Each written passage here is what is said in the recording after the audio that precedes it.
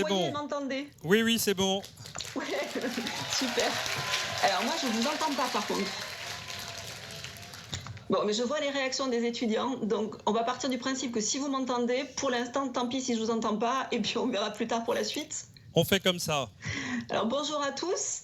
Ce que je voulais évoquer avec vous, c'est un petit État qui me tient à cœur, le Timor oriental, qui faisait partie de mes terrains de thèse.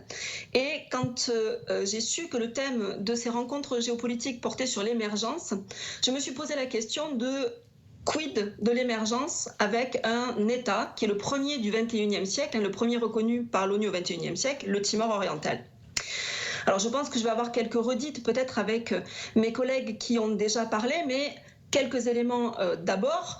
En 2018, il y avait à peu près 47 États qui étaient désignés par l'ONU dans la catégorie des PMA, donc les pays les moins avancés, et parmi eux le Timor. Donc le Timor fait partie des PMA et non pas des puissances émergentes. Est-ce que ça signifierait que, même avec un taux de croissance important, j'en parlerai tout à l'heure, est-ce que l'émergence est réservée aux grands États, c'est-à-dire à ceux qui ont fait leurs preuves en tant que tels sur la scène internationale? Ou bien est-ce que cette notion est aussi applicable à des entités naissantes, à des petites entités, comme le Timor oriental? Donc ce que je me propose, si on peut avancer dans les slides, d'aborder avec vous, c'est qu'est-ce que le Timor nous dit de la notion d'émergence? Qu'est-ce que la manière dont le pays s'inscrit dans la communauté internationale depuis une vingtaine d'années nous dit des attendus et aussi des sous-entendus de cette notion d'émergence? Que faire pour bien faire l'État dans le monde contemporain, c'est-à-dire pour mériter ce statut d'État ou cette reconnaissance en tant qu'État qui fait bien l'État dans le monde contemporain, et pour sortir de la sous-catégorie des PMA? Je vous propose un petit balayage en 4 temps, qui seront donc très rapides. D'abord, une petite présentation du Timor comme étant certes le premier État du XXIe siècle, donc à la fois très récent, mais qui est issu d'une longue histoire mondialisée. Ensuite, évoquer la question des frontières, parce que qui dit apparition d'un État dit tracer des frontières à la fois terrestres et maritimes, ce qui rejoint évidemment un contexte géopolitique contemporain d'actualité, avec la Convention des Nations Unies sur le droit de la mer et le tracé des frontières. Puis, dans un troisième temps, nous nous intéresserons très rapidement aux relations entre le Timor-Leste et l'ASEAN, donc l'Association des Nations d'Asie du Sud-Est. Comment est-ce que ce petit État s'inscrit ou ne s'inscrit pas dans cette association, dans cette organisation économique régionale? Et puis on finira en douceur, si on peut dire, avec la question des loisirs et qu'est-ce que les loisirs nous disent de la modernité, justement, État moderne ou État archaïque, à travers les combats de coqs, figurez-vous. Dans un premier temps, que dire de ce premier État du XXIe siècle? Le Timor est donc situé entre l'Australie et l'Indonésie, vous le voyez là sur cette carte, et c'est un État qui est sur une île coupée en deux, avec en plus une petite enclave.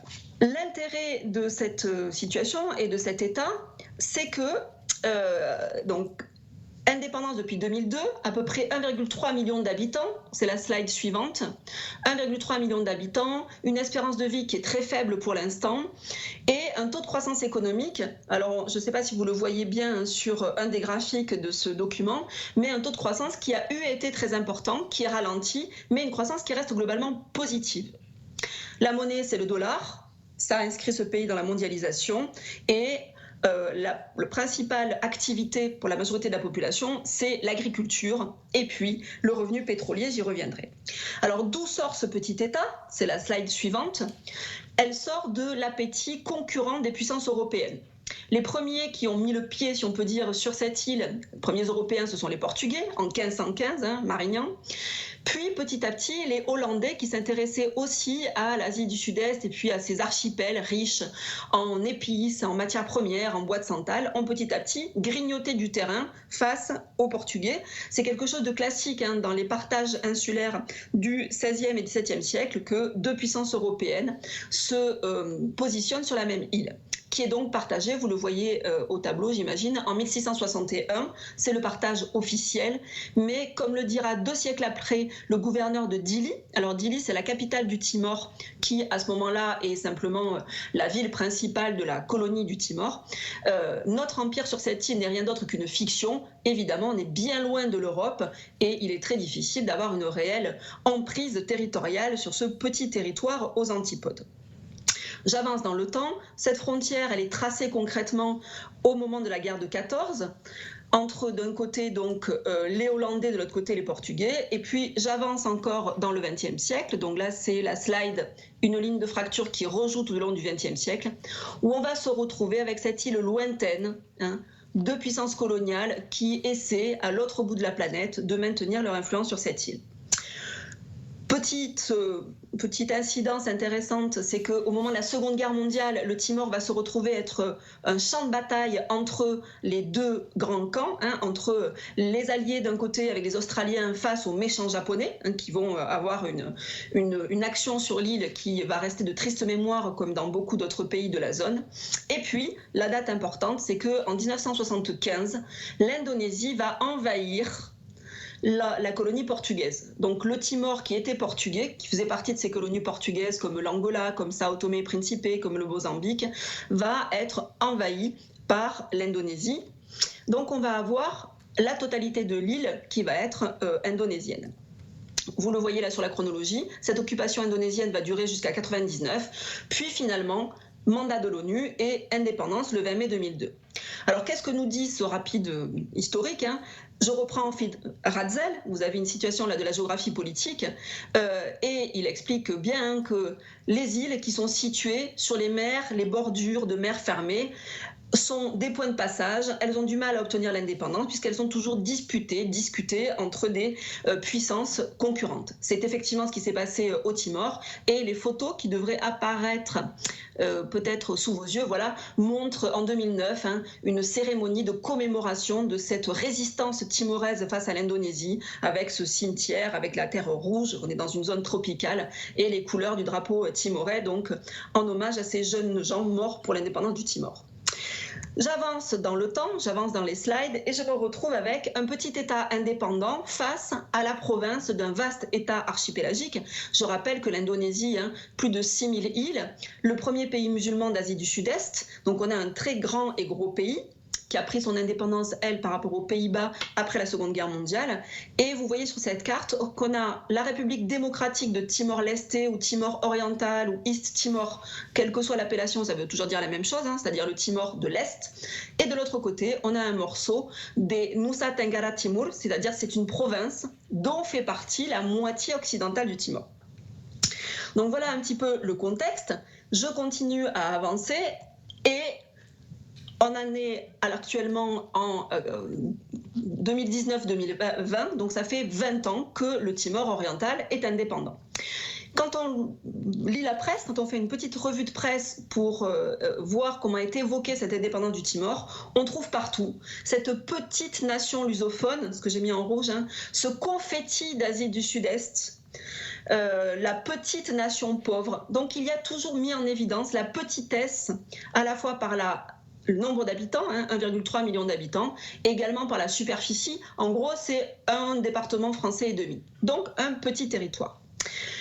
Si je généralise, je passe à la slide suivante. Qu'est-ce que nous révèle cette considération toujours un peu péjorative, ou en tout cas condescendante, pour le petit État timorais indépendant? C'est justement cette situation de ces nouveaux États qui font leur entrée dans le grand bain des nations, mais en étant des petits États insulaires. L'apparition du Timor me semble être révélatrice de ce mouvement de multiplication des petits États. Alors là, vous avez une chronologie, je ne vais pas évidemment la détailler, on n'a pas le temps, mais l'idée c'est que depuis la Seconde Guerre mondiale et depuis la création de l'ONU, on va avoir une accélération de l'affirmation de petites entités étatiques. Un chiffre, entre 65 et 85, une vingtaine d'États insulaires vont faire leur entrée à l'ONU. Donc en une vingtaine d'années, une vingtaine d'États. Et vous savez évidemment, une voix égale un État. Donc ces États vont prendre leur place dans le grand bain des Nations Unies. Et puis, à mettre en parallèle, la Convention des Nations Unies sur le droit de la mer en 1982, qui va donner aussi une assise maritime à ces territoires à ces petits territoires. Et puis en 92, ces petits États et territoires insulaires forment un groupe au sein de l'ONU, le groupe des petits États insulaires en développement, qui sont reconnus comme un cas particulier, ça doit s'afficher à votre écran, en rouge, un cas particulier en matière d'environnement et de développement. J'avance dans les slides avec la liste de ces PEID, petits États insulaires en développement. Il y en a une quarantaine, dont fait partie le Timor-Leste, mais aussi Haïti, dont vous avez entendu parler, ou vous allez entendre parler tout à l'heure. Et vous voyez que la liste est très vaste, hein, ça va de Cuba, donc qui est quand même un très vaste, à la fois territoire et beaucoup de population, jusqu'à Sainte-Lucie. Donc tout ça, ça fait partie de la même catégorie, très hétéroclite. Et puis ces petits États insulaires en développement, non seulement sont reconnus comme ayant une communauté de destin, mais aussi comme ayant des dangers qui les menacent, des dangers communs. C'est ce qui apparaît en bas de votre écran si on appuie sur la suite de la slide, avec la création en 1990 de l'Alliance des petits États insulaires.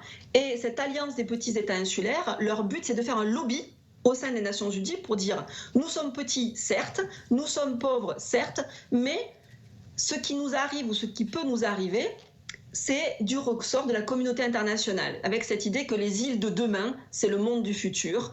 Et même si on n'est que 0,8% de la population mondiale, le tiers des pays en développement, eh bien, nous avons le droit d'exister sur cette scène internationale et surtout, nous représentons les enjeux d'avenir, notamment les enjeux environnementaux. Donc, une exemplarité du Timor en termes d'apparition sur la scène internationale de ces petits États insulaires. Et puis, slide suivante, ce que ça induit aussi, c'est la question de la sissiparité étatique, c'est-à-dire de plus en plus d'États dans le monde. On peut parler, ou on a parlé de balkanisation de la scène internationale. Et là, je vais citer, vous l'avez peut-être au tableau qui apparaît sous la carte. Là, vous avez une carte de l'archipel indonésien.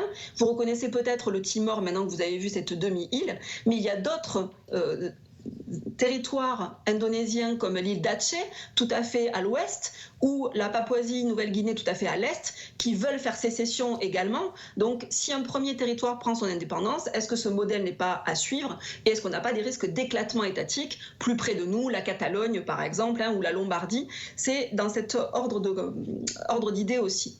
La citation de Pascal Boniface dit « Plus il y a d'États, moins il y a d'États possédant de quoi réaliser ce que doit faire un État à l'échelle internationale. » Sous-entendu, être un État, c'est tenir son rang sur la chaîne internationale. Et est-ce que ces petits États insulaires en développement, ces micro-territoires, ces confettis, peuvent vraiment jouer des rôles étatiques sans entraîner, c'est la fin de sa citation, des trous noirs ou des zones grises? Si j'avance dans les exemples, hein, le conflit actuel en Papouasie-Nouvelle-Guinée illustre bien ces violences, cette zone grise. Là, vous avez des images de septembre 2019, des incendies. Enfin, on est vraiment dans quelque chose qui est dans la violence.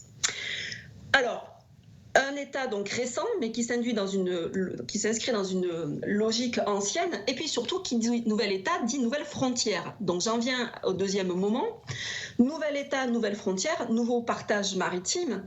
Et si on en voit la carte du monde, alors qui est une carte que j'aime beaucoup parce qu'elle met dans la continuité les espaces terrestres et les espaces maritimes. Et on voit apparaître, alors je ne sais pas s'il faut rajouter un clic ou pas, mais vous devriez retrouver le Timor, qui est ce petit espace vert qui est entre l'Australie et l'Indonésie, où on voit cette place que se fait le Timor entre l'archipel indonésien et le grand territoire prolongé par un méritoire, pour reprendre le néologisme de Philippe Pelletier, qui évoque ainsi l'espace maritime approprié par les États, cette boursouflure territoriale en mer. Et on voit que le Timor se fait la part belle entre les deux. Et justement, le Timor est aussi exemplaire d'un autre type de réalité qui est celle des partages maritimes. Alors l'exemple du Timor Gap que vous avez peut-être à l'écran dorénavant, c'est cet espace qui est en blanc sur votre carte, je pense, cet espace qui est entre deux lignes de partage. La ligne de partage en rouge, qui était la ligne de 1972, au moment où l'Indonésie tenait l'ensemble de l'île de Timor. Ils avaient donc négocié une frontière maritime, enfin une limite maritime avec l'Australie, qui avantageait les Australiens, mais c'était la contrepartie pour reconnaître la présence de l'Indonésie sur l'île de Timor. Et puis une autre ligne, qui est celle qui est en pointillé vert, et qui est la ligne des partages des eaux de 1982. Parce que quand le Timor est devenu indépendant, ils ont dit, nous, la ligne qui a été négociée par les Indonésiens, nous n'en voulons pas, nous sommes un État qui veut prendre sa place sur la scène internationale en appliquant le droit international. Donc on veut appliquer Montego Bay et donc appliquer l'équidistance. Et évidemment, entre les deux, il y a ce qu'on appelle le gap, c'est-à-dire le trou, le fossé, avec cette zone en blanc qui est disputée ou qui a été longtemps disputée entre l'Australie et le Timor. Et vous voyez peut-être la citation qui est dessous, citation de François Doumange en 85, qui dit que justement une assise océanique peut dans certains cas compenser la faiblesse du support terrestre pour donner une meilleure consistance territoriale.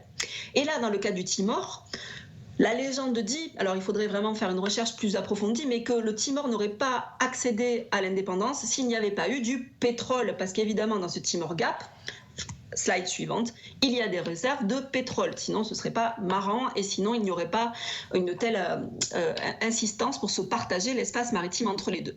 Alors, je vous passe les épisodes intermédiaires, mais entre 2002 et 2018, il y a eu presque des affaires d'espionnage entre le Timor et l'Australie, pour arriver à se sortir de ce partage maritime entre David et Goliath, la grosse Australie, le petit Timor, l'État l'État naissant face au vaste pays anglo-saxon. Et puis, finalement, en 2018, donc très récemment, un accord qui va reconnaître la possession par le Timor d'une majorité du Timor Gap, donc on applique principalement Montego Bay, mais vous voyez peut-être sur la carte qu'il y a une espèce de crochet ou de retour en arrière de la frontière qui donne quand même à l'Australie une partie du gisement pétrolier qui est partagé entre les deux. Et vous avez en dessous une citation de Xanana Gusmao. Alors Xanana Gusmao, c'est le premier président du Timor indépendant. Il a aussi été le personnage emblématique de la lutte pour l'indépendance. J'ai tendance à dire que c'est souvent le Mandela timorais, si vous voulez, qui dit que voilà, cet accord est fondamental. Nous nous sommes battus pendant 24 ans pour l'indépendance, mais sans l'autorité sur nos eaux, nous n'avions pas de souveraineté véritable. Donc l'importance évidemment d'avoir la souveraineté sur cet espace maritime pour avoir accès aux ressources, puisque vous aurez bien compris que c'est ça qui est la principale ressource économique du Timor. D'où cette espèce de petit triangle que je vous propose sur la slide suivante, cette espèce de jeu entre l'insularité d'un côté, l'insularité où on voit entre l'insularité, le développement durable, la volonté de s'inscrire comme un petit État insulaire en développement, d'être membre de cette AOSIS, donc cette alliance des petits États qui font valoir leur existence dans un monde qui a été en gros pollué et abîmé par les gros, par les émergents justement, la méchante Chine, l'Inde, etc. Dans ce triangle, on va aussi retrouver un lien paradoxalement entre hydrocarbures et développement durable, que je ne développerai pas ici, mais il y a toute une ambiguïté en fait de la relation entre les deux. Et puis du côté du lien entre insularité et hydrocarbures, évidemment, eh bien, le partage des eaux et des ressources maritimes avec cette Convention des Nations Unies sur le droit de la mer et ce méritoire, pour reprendre le néologisme de Philippe Pelletier. Donc on se retrouve avec un pays qui va essayer d'user de cette autonomie financière nouvellement acquise pour parachever son indépendance et pour aussi s'approprier les règles du jeu de la durabilité. Qu'est-ce que je veux dire par là ? C'est la slide suivante. C'est que évidemment le Timor va être signataire de tous les accords internationaux. Dès sa naissance, vous avez en 99 par exemple dans l'administration transitoire du Timor, il était déjà inscrit la notion de développement durable. Avant même sa naissance, le Timor était condamné entre guillemets à être un État respectueux du développement durable. Dans sa constitution en 2002, même chose, il va promouvoir le développement durable aussi. Et on voit qu'on a donc, je ne vais pas commenter ce qui est dessous, mais qu'on a donc un jeu entre du bon usage de la ressource et cette inscription dans la communauté des nations responsables qui va bien utiliser la ressource pétrolière. Dans la slide suivante, vous avez quelques conventions dont est signataire le Timor, mais ce qui m'intéresse, c'est la citation qui est à la fin, écrite en rouge, sur un traité qui a été signé en 2009, où le Timor se dit, en anglais, se dit très fier d'être l'instrument de l'achèvement de la signature de ce traité, en gros d'être la pierre angulaire qui va permettre de finaliser la signature du traité. Donc une façon pour le pays de se montrer comme certes un petit État qui vient de naître, mais du coup on est né propre, on est né bien dans les préceptes, dans le dogme, si on peut dire, du XXIe siècle. Et dans la slide suivante, ce qu'on voit aussi, c'est que ce Timor indépendant depuis 20 ans va bâtir ses projets de développement entre d'un côté le pétrole, et de l'autre, la volonté d'être une destination touristique. Ça aussi, ça l'inscrit dans la mondialisation. Là, vous avez quelques captures d'écran du site du ministère du Tourisme. Et comme le dit cet article de journal, qui va réussir son pari sans saccager sa richesse première d'exploiter le pétrole. Donc ambiguïté entre ces deux modes de développement, et on voit avec cet exemple que la communauté internationale, que ce soit par l'ONU ou par les compagnies pétrolières, a eu un rôle très important, mais quid de l'ASEAN, c'est-à-dire quid des organisations économiques régionales dans ce contexte-là. Alors, on pourrait le faire en épisode, je pourrais faire presque un Plus belle la vie avec le Timor et l'ASEAN en plusieurs morceaux, mais je vais faire très rapide. Avec la première slide qui vous montre simplement les États de l'ASEAN, donc cette association des nations d'Asie du Sud-Est qui a été créée en 1967, et vous l'avez indiqué ici en anglais, mais parmi les conditions pour en faire partie, il y a la première, c'est d'être localisé en Asie du Sud-Est. Or, c'est bien le cas du Timor, d'être reconnu par les membres de l'ASEAN, d'être d'accord avec la charte de l'ASEAN, et puis, évidemment, c'est ce dernier point qui pose problème, d'être capable de remplir les obligations de membres de l'ASEAN. Alors, si on fait un rapide balayage, et là vous avez, cet article date de 2018, et on vous dit qu'on espère que dans les 2 années à venir, c'est-à-dire jusqu'à présent, la pièce finale du puzzle sera posée. Donc, encore une fois, le Timor, c'est le petit morceau qui vient clore l'entité ASEAN de la même façon qu'elle venait clore ce traité de 2009. Alors, si on avance, en 1975, au moment où l'Indonésie envahissait le Timor, eh bien, l'ASEAN existait déjà, et comme vous l'avez sur cette slide, à la fin, l'ASEAN reste silencieuse. Si on avance, si on appuie à nouveau sur le slide, on verra qui ne dit mot consent, je vous passe les détails, mais à ce moment-là, en 1975, les pays de l'ASEAN n'avaient ni intérêt ni les moyens de lutter contre l'Indonésie. Donc, quand l'Indonésie a envahi le Timor, personne n'a dit quoi que ce soit au sein de l'ASEAN. J'avance dans le temps. Dans les années 90, ça commence à se voir, ces Timorais qui résistent et qui veulent être indépendants. Une visite du pape, je ne l'ai pas dit tout à l'heure, mais le Timor est catholique. Une visite du pape en 89. Le prix Nobel de la paix, alors ça fait très désordre parce que c'est vraiment très médiatisé, à 2 personnes justement qui représentaient la volonté d'indépendance du Timor. Malgré ça, rien ne bouge. Rien ne bouge pour l'instant. Les États membres de l'ASEAN, surtout que dans les années 90, l'ASEAN intègre de plus en plus de membres, restent toujours silencieuses. Et on peut avancer dans les slides. On va voir que jusqu'au choc de la crise économique de 97, c'est la dernière ligne que vous avez en bas à droite, où là, il va y avoir des remous dans cette Asie du Sud-Est, parce que justement, la crise économique va venir déstabiliser l'Indonésie. C'est la slide suivante. 97, crise économique, l'Indonésie perd de sa superbe économique, et parallèlement à ça, on va avoir une crise humanitaire qui va commencer à être vraiment dénoncée sur la scène internationale, si bien que, in fine, l'Indonésie ne peut plus tenir son leadership sur les autres pays de l'ASEAN, et qu'il va y avoir une reconnaissance, en tout cas, on va autoriser à tenir le référendum d'indépendance du Timor, je vais très vite, si bien que cette ligne de partage de l'ASEAN n'existe plus. À l'heure actuelle, on en est où ? Eh bien, à l'heure actuelle, vous avez la slide suivante qui date d'il y a quelques jours, puisqu'elle date du 5 mars, et on vous disait que le Vietnam et l'ASEAN soutiennent le Timor dans sa demande d'adhésion, c'est-à-dire qu'on est toujours dans un État qui est dans les limbes, qui devrait bientôt faire partie de l'ASEAN, qui n'en fait pas encore partie, pour des raisons principalement économiques, c'est-à-dire quid de la stabilité et de la soutenabilité justement économique de cet État, mais en tout cas, il y a fort à parier que d'ici peu de temps, le Timor intégrera l'ASEAN. Vous avez en bas à droite une photo officielle avec cette façon de se tenir les coudes des membres de l'ASEAN.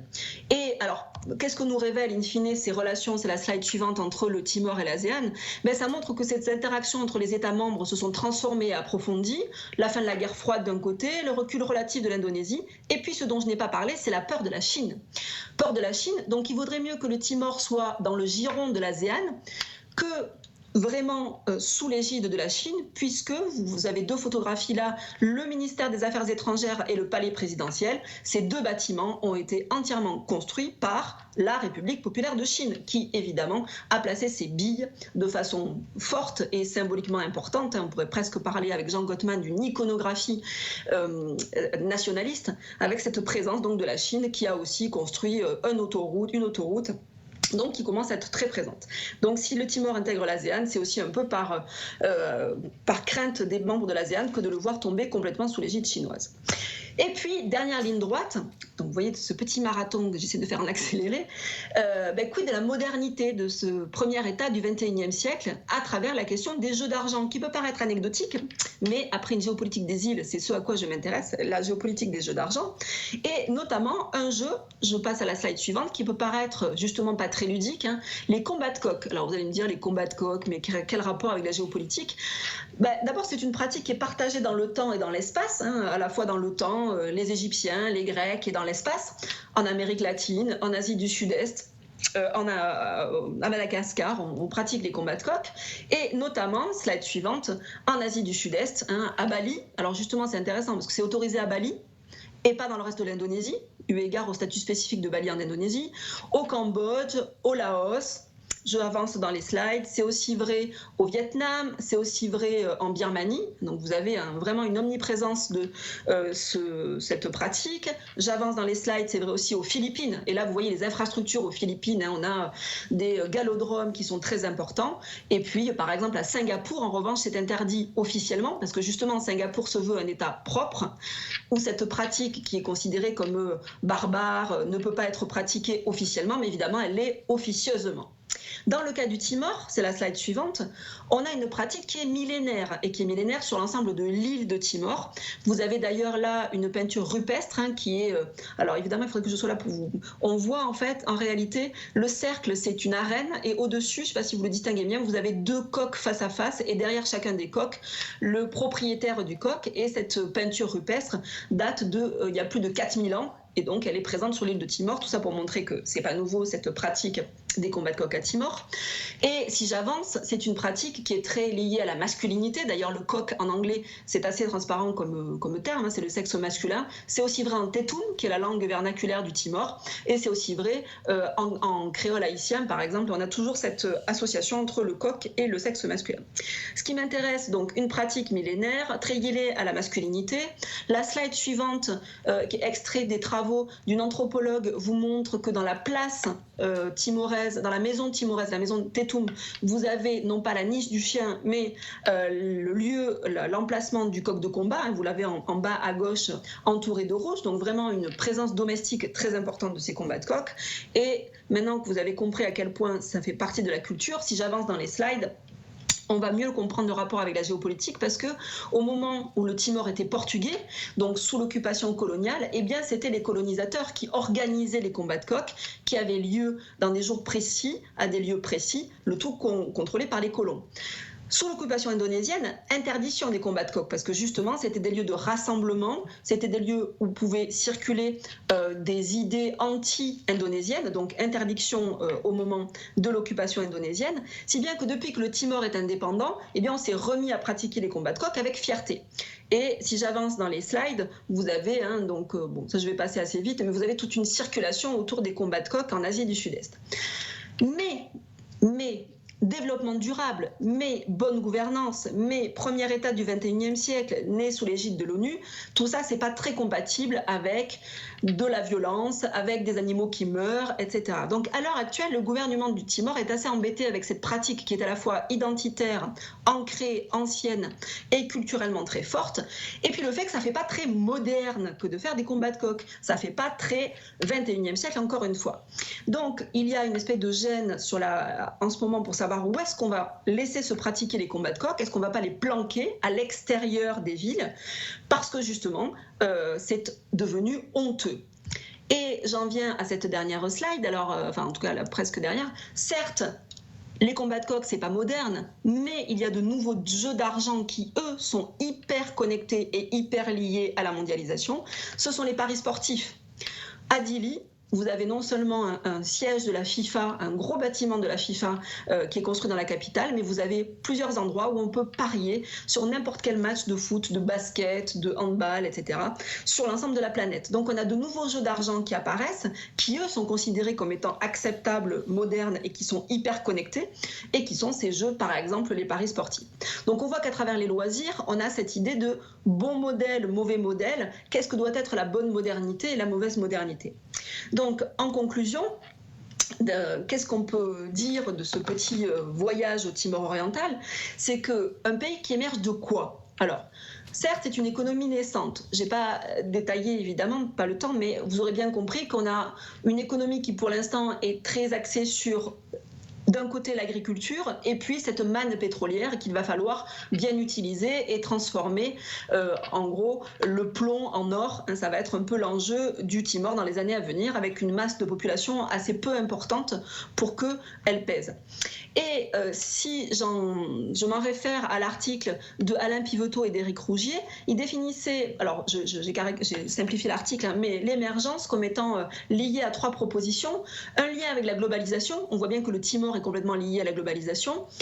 Un lien avec des contextes nationaux et des particularismes très importants. C'est le cas aussi du Timor, je ne pourrais pas le développer, mais c'est le cas du Timor. Et puis, troisième élément, cette idée de jouer avec les règles et les normes du jeu international, avec une capacité d'adaptation et une capacité de production. Alors, pour le cas du Timor, on est surtout dans la capacité d'adaptation, et le pays est en train d'apprendre très vite comment tirer sur les ficelles des grands États, justement des émergents aussi, pour se positionner sur la scène internationale. Au-delà de ça, ce sera la slide suivante, qu'est-ce que ça nous dit aussi?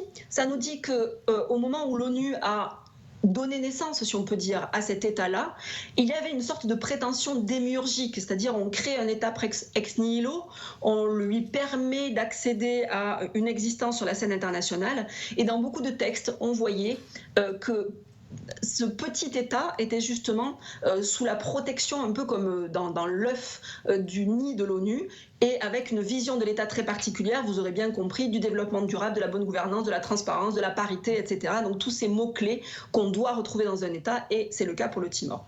Et puis, dernier point, le Timor nous parle aussi de ce nouvel âge de l'État, c'est-à-dire on n'est plus... Son existence même et le fait qu'il joue, même s'il est modeste pour l'instant, mais ce rôle sur l'international, nous montre bien que l'âge westphalien des États avec un lien au territoire et à de grands territoires est en train de basculer vers un âge de la réticularisation où finalement ce qui compte, c'est d'arriver à s'inscrire dans une scène internationale en jouant de ces flux et de ces normes qui sont en perpétuelle évolution.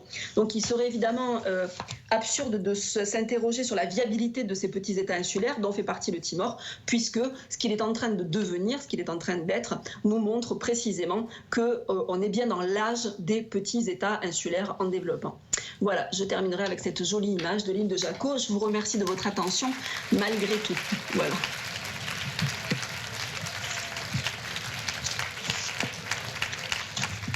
Très grand merci pour tout ce que vous avez proposé là en aussi peu de temps. C'est une véritable performance, donc bravo. Et vous avez vu la photographie, l'image, tout ça. Vous entendez... Merci. Merci. Vous entendez les applaudissements. Merci beaucoup, Marie Redon. Et puis, s'il y a des questions qui reviennent de la part des élèves et des étudiants, je vous les ferai passer. On aura une autre occasion de se revoir cette fois en vrai, disons, pas seulement via les réseaux. Oui. Merci beaucoup. Merci à vous. Merci beaucoup et à très bientôt. Au revoir. À bientôt.